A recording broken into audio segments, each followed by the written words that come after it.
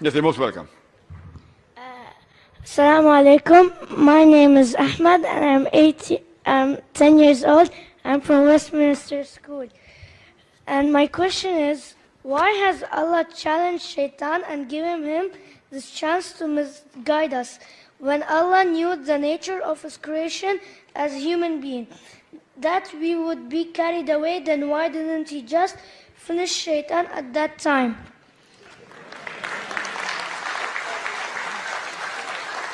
The young lad has asked a very good question, that why did Allah challenge Shaitan and give him a chance to entice the human being? Why doesn't he just finish him and completely?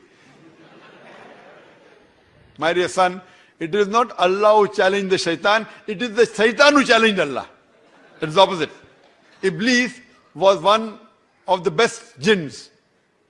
He was very pious, but arrogance took the better of him. When Allah subhanahu wa ta'ala asked him to bow down to Adam, he said, why should I bow down to a person who's created from mud when I was created from light? From fire, sorry. The jinns were created from fire. So he was arrogant. He was very obedient initially. He was very pious. He was one of the best among the jinns, that he was kept among the angels. But when Allah asked him to bow down to Adam, he did not bow down because he was arrogant. And then he asked for respite. When Allah wanted to punish him, he said that give me respite. Respite means delay the punishment. And I will take your people away from you.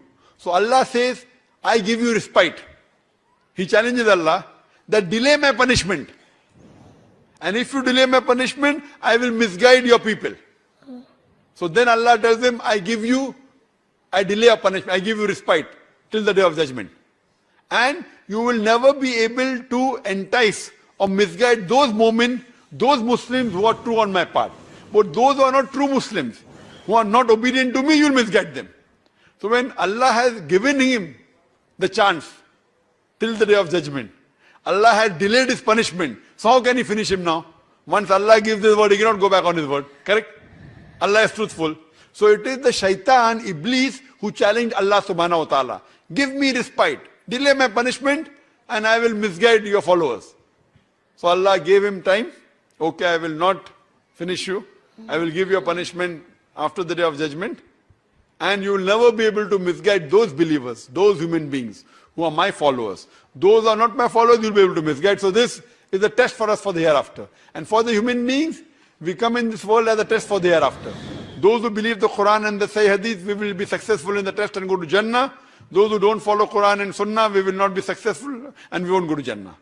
Hope that answers the question.